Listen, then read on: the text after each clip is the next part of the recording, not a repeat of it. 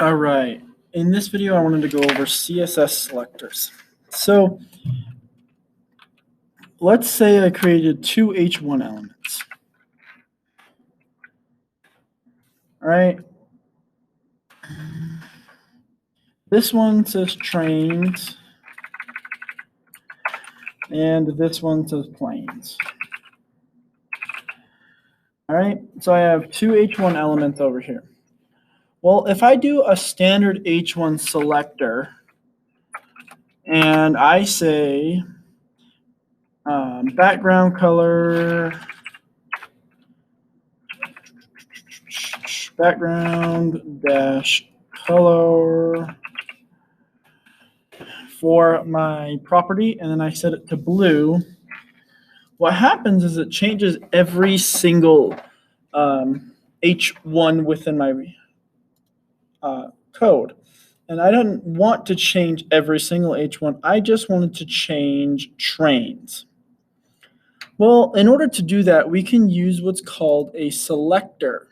And what selectors do is they make it so that we can target an element specifically or a group of elements specifically. So let's say I wanted to target just trains and I only wanted trains to be blue. Well, what I can do is I can add an attribute of ID, and then this ID I'm going to say is train heading. Okay, so I have an ID of train heading now.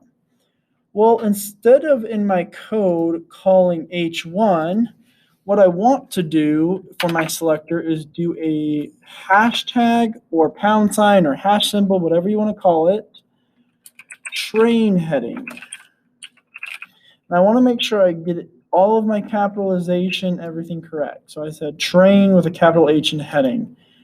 And then I do a pound or hashtag train heading. Now if I run this, only that specific one is changed to blue. Well, let's say I came in here and I said, okay, but I want the rest of the H1s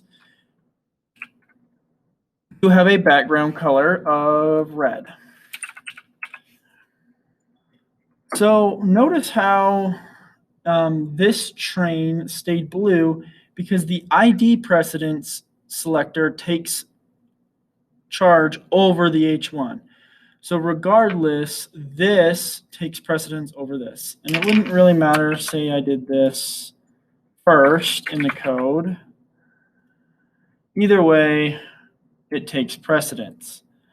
Another cool thing is like if I came in here and I wanted to create another heading and I called this one an H1 as well, and I said cars, notice how cars is still red because of this H1.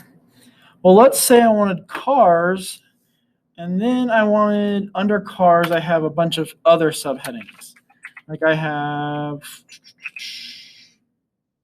I don't know, we'll say another H1, and this is going to be, instead of cars, we'll say autos, because why not?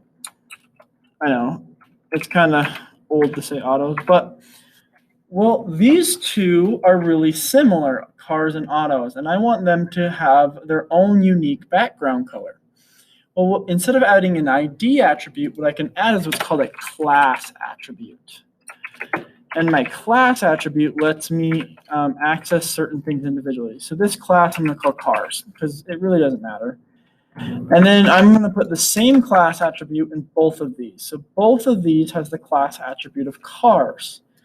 Now, if I come over here and instead of saying H1, I'm going to do a dot. So in order to reference a class, I use a dot.